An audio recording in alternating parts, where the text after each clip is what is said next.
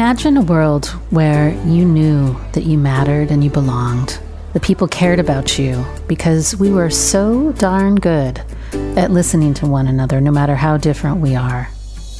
That is what Sidewalk Talk is doing by putting listeners on sidewalks all over the world so that we can practice the art of connecting. Join me, founder and director Traci as I interview experts on the fine art of human connection and interview some of our volunteers who've been listening on the sidewalk and even some of the folks that we've listened to. And if you want to volunteer, consider joining us at sidewalk-talk.org. Jill Doneen is like a walking heart. I met her in a group that I've been in, and she recently wrote a book. But what's so fascinating about Jill is that she's a classically trained scientist. She has a master's degree in marine science and did much of her work towards a PhD in forestry, but discovered that she's really has a huge intuitive part of herself. And so now what she does is she's really a healing intuitive and a translator of the body's inherent wisdom. She's an earth medicine practitioner and a storyteller and fierce social justice advocate. But there's something very special about this book that she just published. It's called A Landscape of Mothers. And I feel like, well, I was a little sad that I didn't have it when I was a new mom, but I'm so happy to have it now because it's really meant to be used not just by mothers, but all of us who need to learn how to access different aspects of our mothering nature. And we have many mothering natures, so we're going to talk a little bit about that. And you're really going to you're going to want to lean in close to this conversation because Jill takes her time choosing her words. You can almost hear them filtering down from her head, through her heart, and then out her lips.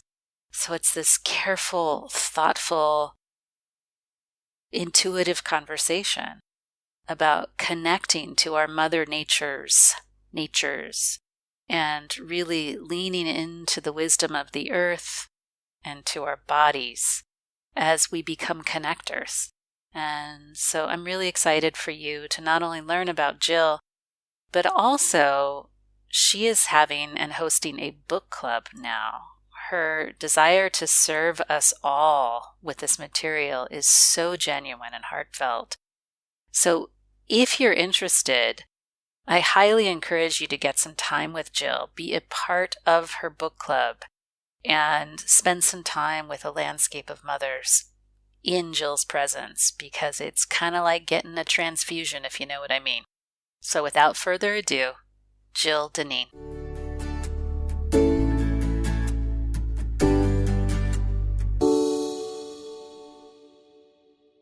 So Jill, I'm excited to have this new birth that you just birthed shared with all of our listeners. Tell us about this beautiful, beautiful being, entity, artifact that you just brought into the world. Sure. The short idea is that it's a book. It's called Landscape of Mothers. It's a series of archetypes for relating to the natural world. And the sort of premise, or where it came from for me, was doing a lot of healing after I had my children around parenting and taking care of each other, and really ultimately about relationships, both with myself and with the people in my life. And the two things that it really taps into that I think were helpful for me were nature. So being able to have relationships with nature in a lot of ways gave me some of the tools I was missing around having relationships with people. And then the other was archetypes, because I think it was helpful to be able to sort of make manageable pieces of things, when we're talking about life and who we are. So intricate and complex, and um, were these like complex woven things of experience and senses, and so archetypes for me were helpful to sort of be able to work with manageable pieces. And so this book is nature archetypes. There are eight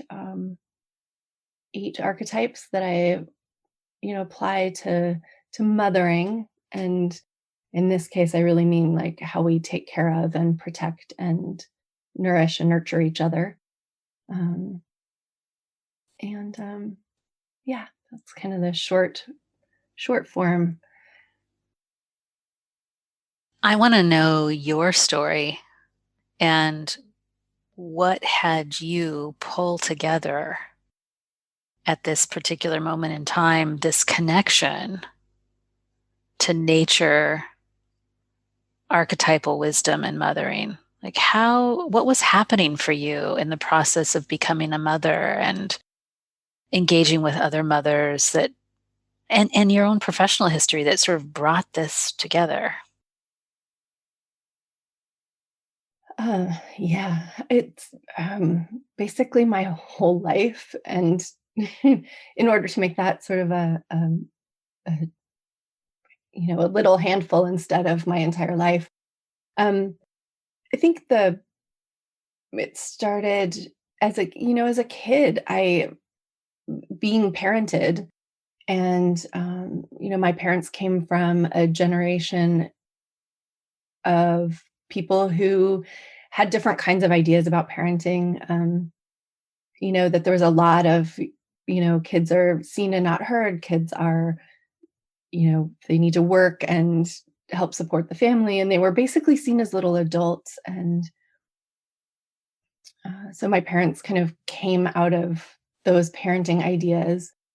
And I was born in the 1970s. And so, there was a little bit, I think, of a different orientation. People were starting to think more about love and caring. And then, now we're to this place of attachment and things like that can inform some about how we relate to each other. But that really wasn't there then. And I think when I look back along my family line, I just see perpetuation of some certain wounds, and especially in my particular family, um, just abandonment, just this neglect of the heart. Not like abuse neglect, but just that neglect of the heart. And and so I grew up feeling those wounds. My parents divorced when I was like 7, and I feel like I did a lot of parenting for my parents, and when I look back. And then when I was 18, I placed a baby for adoption, and that severance was incredibly painful, and I think set the stage for really deeply feeling and embodying the desire to for things to be different. And so when I married and had my own children in my 30s, when they came along, I had this really deep desire to do things differently. And it was really difficult because I didn't have a lot of the experiences and tools that I needed in order to do it differently.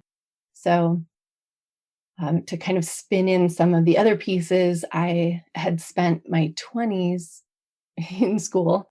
I went through a lot of school, and I was working in ecology and conservation biology. And so I had a lot of experience with the outdoors, a lot of academic experience, as well as personal experience. And I was really fortunate. I got to spend just months at a time living out on islands and um, in nature. And I think that was really soothing for my soul. But in my 20s, like the focus was more career oriented.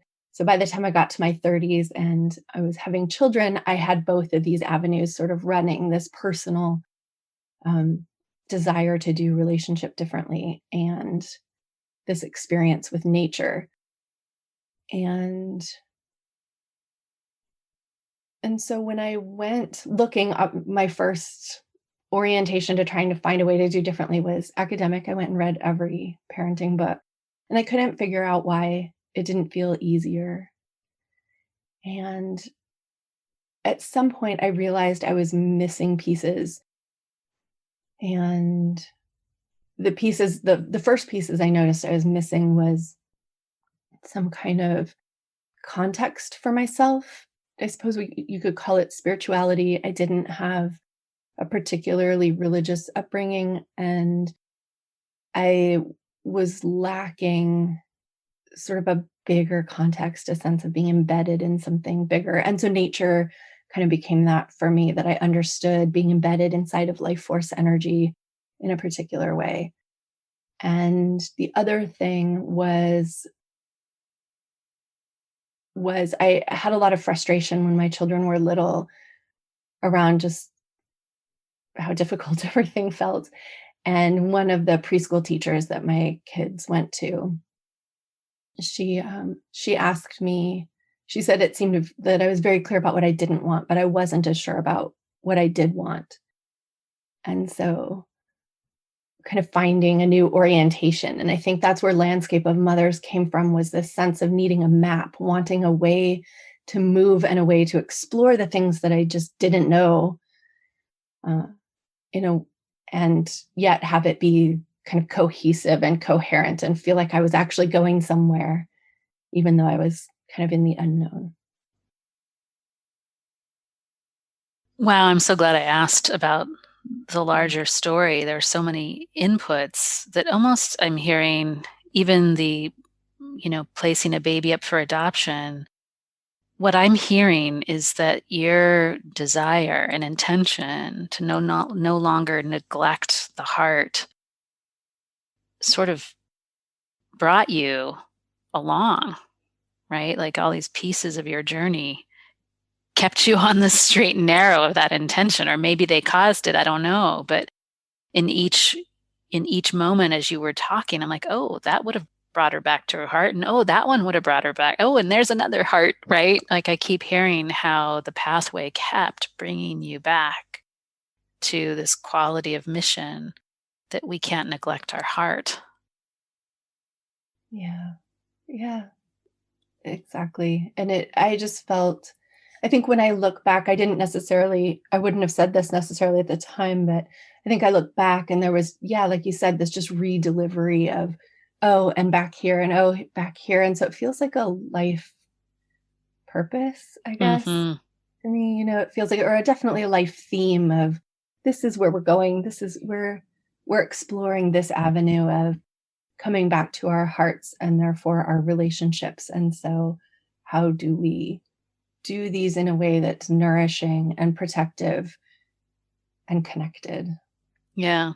Yeah. Well, and I'm so excited by your book because I resonate with something you'd said earlier, which is I read all the parenting books, but I didn't find something that helped. And for me, early motherhood was torturous. It was just torturous. I think you're helping me put words to why it was torturous, and listening to you. Like, I think I was longing for a particular kind of larger holding that I didn't quite have the words for, but the books were not doing it. And I remember I was at a talk by Dan Siegel, and he had said that his first parenting book, Parenting from the Inside Out, he had a hard time finding a publisher for that book. And he'd said, because the publishers really want books that scare parents, because that'll get them to buy the books. Oh. And I thought, oh, great. No wonder I feel like crap. Because maybe a lot of these books are selling fear, not just solutions, And as I've gotten to know you, I got to admit, I'm a little frustrated that I didn't have your book when my kids were young. Because my suspicion is that it's what I was longing for at the time. There's I don't know. It feels like what you're doing is making room for a kind of soulful reverence to the individual wisdom of all these different kinds of mothers, and yet how to honor these different wisdoms. Because what I also loathed and tell me if you experience this, but I also loathe mommy shaming. Like there was a lot of judging other moms. I'm like, wait a minute, this is like the hardest thing, and we're like not supporting each other. And it just Yeah. feels like your book takes that up in a very different way.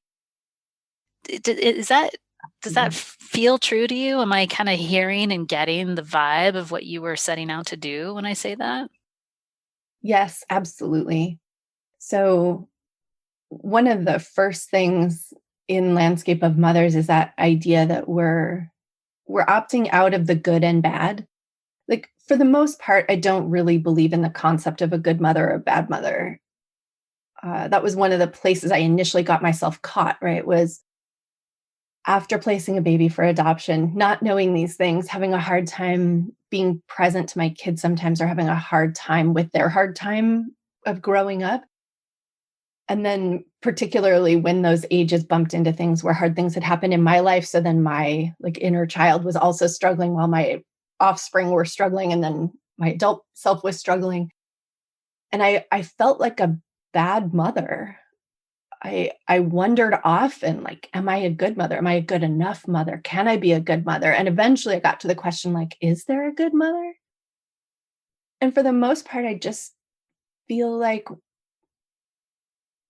when we're doing it, it's one of the most difficult, intense things that we do. And especially because of the way it's set up in current times, right? Where we're often alone in a house with sometimes multiple children, and literally even one is enough to just set the whole thing in difficulty because children are constantly moving through so much stuff. They move quickly, they feel deeply, they have different needs popping up constantly, and so any wounds about my childhood needs being met or whatever felt triggered constantly. It was just, and then there was no backup, right? So plan A is it. I'm home with my children kind of thing.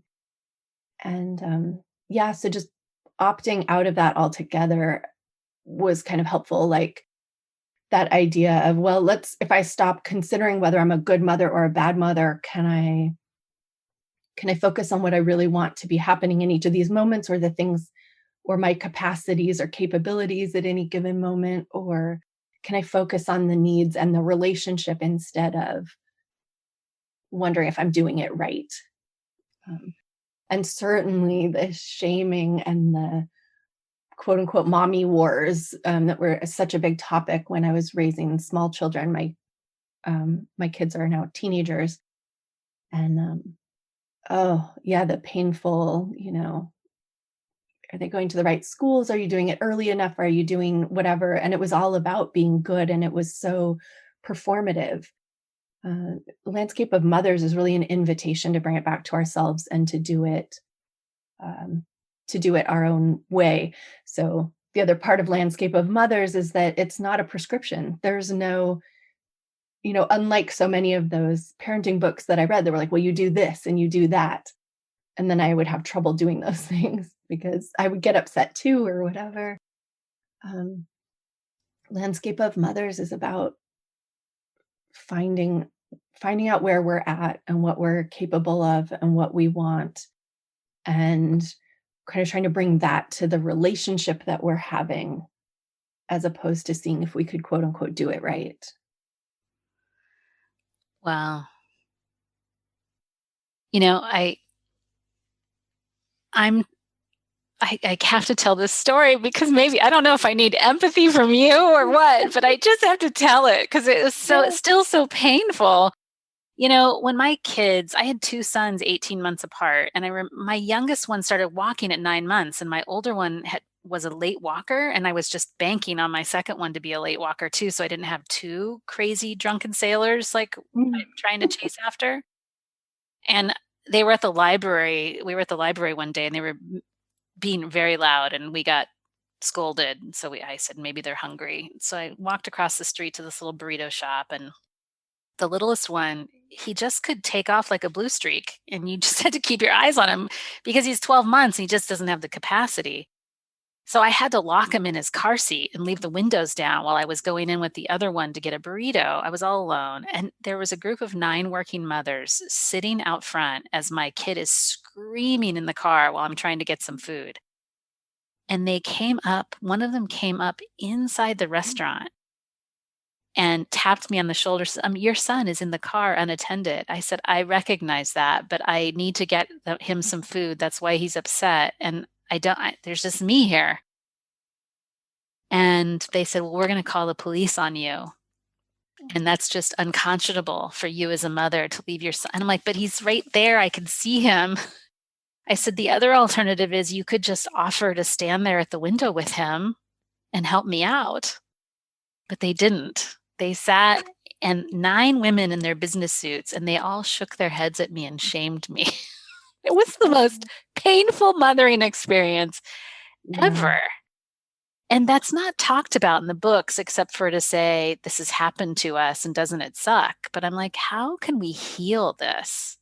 How can we tap into something much, much, and then maybe what is that about anyway, soulfully? Like, why are we doing that to one another? We're on the same team.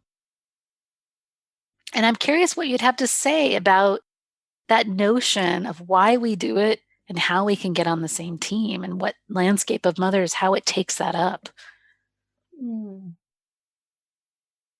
Well, to the question of why we do that to each other, I think some of it is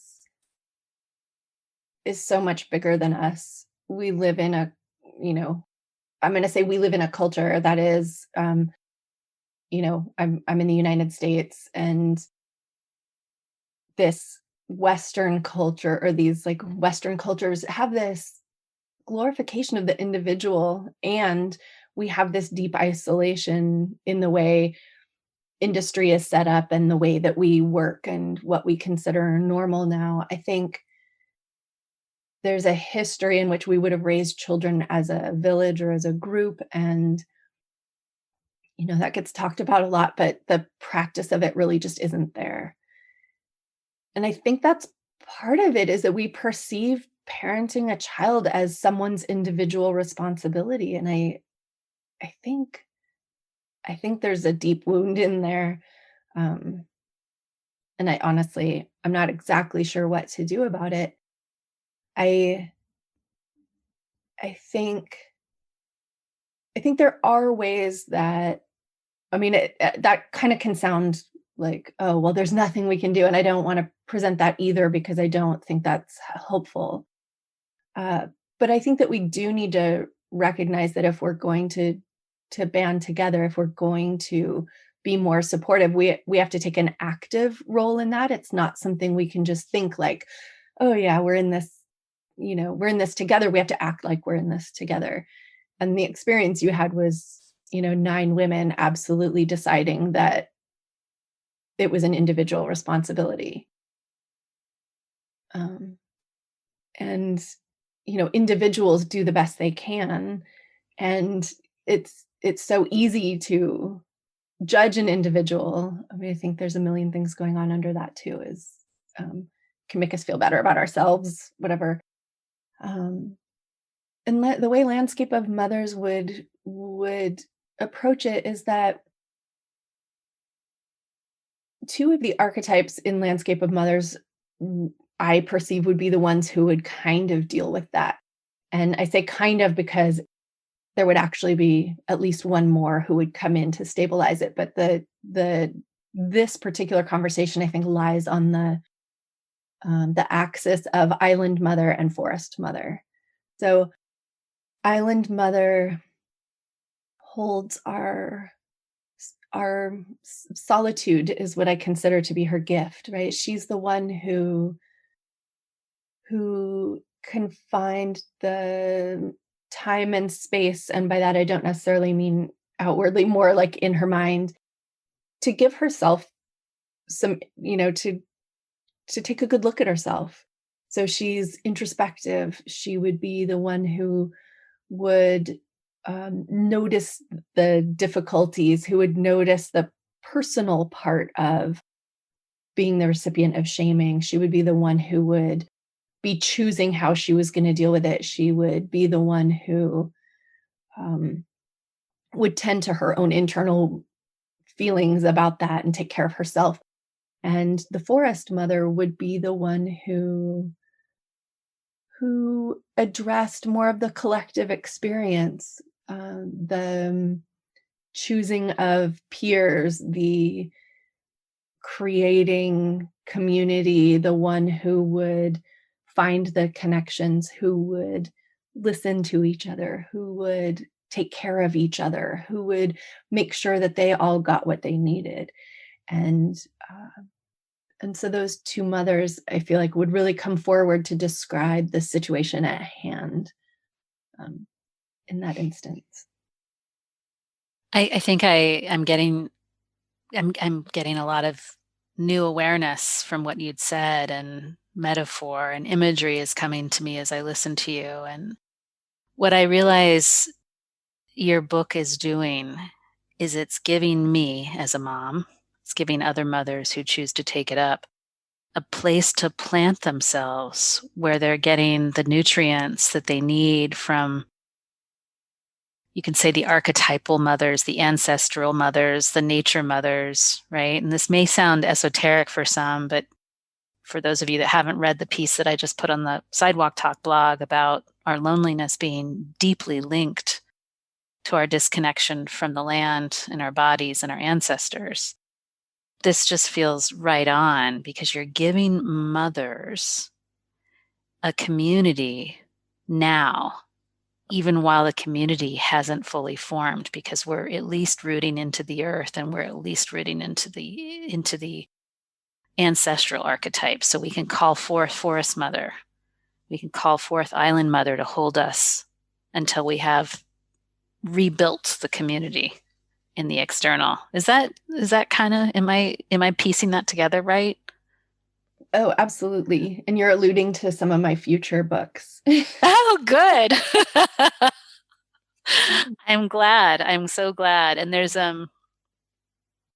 you know what I always enjoy about speaking with you, Jill, is that there's a quality in the pacing of the way that you talk that feels, I there's an intentionality and a carefulness about how you choose your words that feels, I could almost feel your tendril roots kind of going down into the wet earth, just in how you use your voice, right? So it's it comes across just in the ether and just being in connection with you. And I really just wanted to, I just always wanted to say that to you. Now I've got you one-on-one, so I get to say it to you. It's like you embody the book, right? You are one of these trees in the forest, in the landscape of mothers, and you are sending out these nutritive gems to all the other trees in this landscape. And yeah, it's just lovely to know you and be in connection with you in that way. So take that in. Thank you. Yeah. When a mom picks up this book, like from your heart of hearts, from like this deep place in you, and you imagine she's got it open and she's got her hands on the spine, and she's having this experience of isolation or confusion or fear or whatever's going on for her, and she starts reading the book. What do you hope happens for her on the inside as she begins to move through reading about these archetypes of mother? What do you hope happens for her heart? I hope that there's a sense of feeling seen and maybe understood. I hope that she gets a sense that she isn't alone. I hope that she gets a sense that she that there are other people out there who feel deeply like she does. And even if she doesn't know them or have them in her daily life, or she has these experiences of shame or whatever, or wonders if she can be a good mother, I hope that there's a place in her heart that starts to light up, to feel like she can, like there's a way, and like there's a place to start. So she's got the holding, she's got the launching pad to begin, to feel supported, is what I'm hearing. Yeah. And just a little bit of that easing of that isolation. I think isolation, for me, isolation is sort of the flip side of solitude, right? So island mother, um, while solitude is her gift, isolation is her struggle. And I feel, at least for me, I feel like there was such pain there in that sense of being isolated. Solitude is a different thing. Solitude is the robust part that has agency in being alone, and um, that gives that ability to turn inward and be self-reflective. But isolation really steals a lot of that when it becomes a deep pain and struggle. And that's the thing that I personally had that I want so much to tend to for mothers reading the book. Mm, love that. You know, it just occurred to me as I was listening to you, and you kind of alluded to it when we first started talking, that we all need to be mothered, and we all need to be mothers. This isn't just a role based on whether you have children. I mean, the society that we're living in needs a lot of mothering Mm-hmm. from all identities of people. Yeah. And it got me thinking about what we do at Sidewalk Talk, and how somebody that maybe has never had children might apply some of this archetypal wisdom to how they're showing up in their relationships. Can we riff on that and spitball a little bit on how that might happen? Yeah, absolutely. For me, landscape of mothers, I think I say this in the preface of the book, which is, for me, mothering isn't what women do with children. It's how all of us care for, nourish, and nurture each other. And in that sense, no, in order to interact with landscape of mothers, no one needs to have a child. All we need is a relationship in our lives, and we all have those with someone, right? Um, and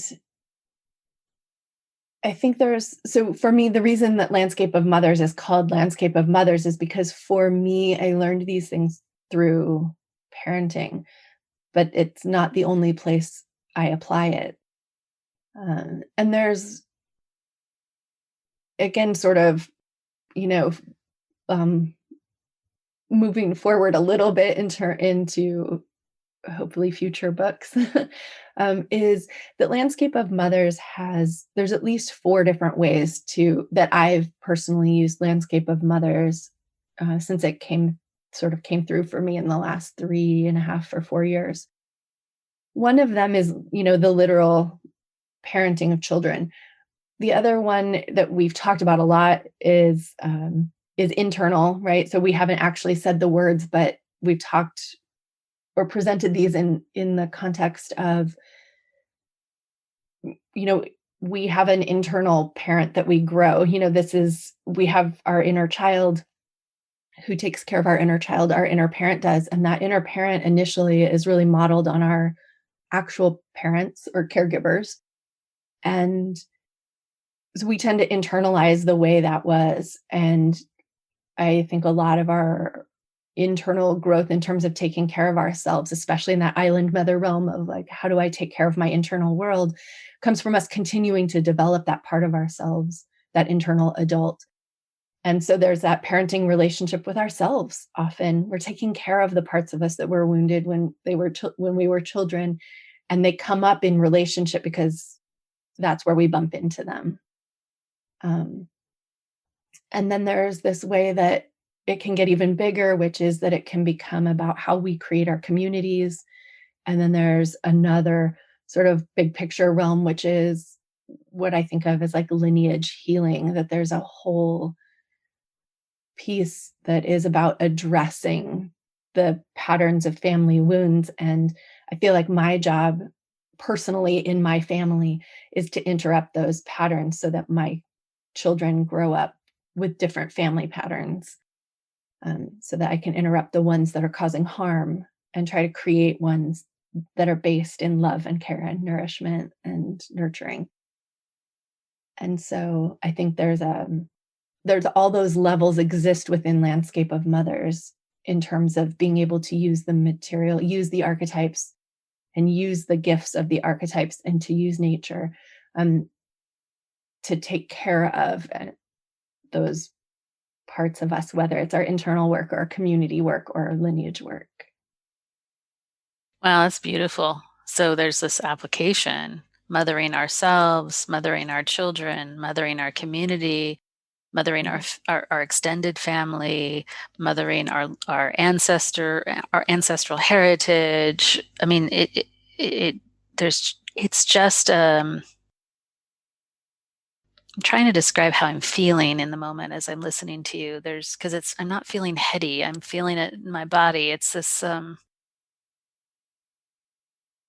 mean, for lack of a better word, it's a way to plant yourself so that you are resilient and moving through the world in a way that provides or supports the resilience of others at the same time.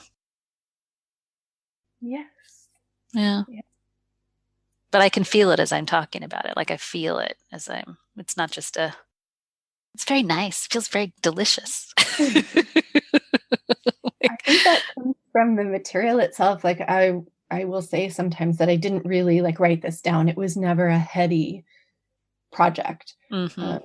It really sort of, it really did arise from embodied experience. And it was more the direction of having the embodied experiences over the last 15 years of parenting, and then this coalescence where it bubbled up into words, as opposed to, it wasn't an academic exercise for me, which was new. Right, because you're very academic, right? Yeah, no, it's like a transmission and an energetic, which is, as I age in my therapy process, that's when the change happens, is when someone gets it on that visceral level, not in the head, Right. Yeah, it's beautiful. Well, I mentioned to you at the start of our conversation that we have a bit of a ritual, and just considering what we've talked about, there's these folks that sign up with Sidewalk Talk, and they offer to put a chair out on a sidewalk and listen to strangers passing by. And whatever your heart feels called, whether it's words of wisdom, advice, or a wish, what would you want to say directly to those folks that pull up a chair and sit down to listen on a sidewalk?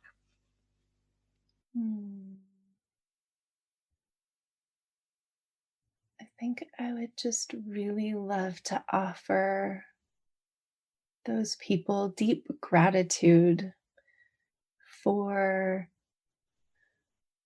a willingness to listen, to be present to other people. We talked about that sort of relationship between island mother and forest mother, and it feels to me that when your volunteers take those chairs and they go sit out, they're really embodying that forest mother desire for connection and understanding. and being in it together. And I feel like that's such an immense gift to a world that is so focused around the island mother side of being an individual. And so I have just immense gratitude for the gift of their own presence and their own hearts that these volunteers are willing to put themselves out there and say, I want to be connected. I want to hear you. I want to know something about you. It feels like a revolutionary act. Mm. Well, I know that felt really good to hear, and I can imagine the listeners really could feel that as you said it. And I just want to say thank you for, in the middle of all the things going on for you, for being willing to be in dialogue today. And I'm so excited to share this book with the world because of where I'm personally at in my own development, but also because I know what I longed for as a mom. And because I know, I think our shared coach, Randy, said, this is a rebellious book. Mm-hmm. And as soft and gentle as you sound, there's something rebellious about it because it is saying we don't have to live on this binary of good and bad. And that is rebellious. And I love that. I love that. So thank you for birthing this book and bringing it to the rest of us. And thank you for coming and talking with us about it. Oh, this has been my pleasure. It was really wonderful to talk to you, and thank you for the conversation and the invitation. So appreciate it. And for everyone listening, all kinds of information in the show notes today about how to find out more about Jill, how to find out more about Landscape of Mothers. And I'm so excited to have you engage more with what she's offering to the rest of us. Thank you for being here and listening to this episode of the Sidewalk Talk podcast. If you like what you heard, tell your friends, tell your family, like and comment on the podcast publisher that you're listening from, and subscribe. This will help us get the word out about changing our culture to one of connection.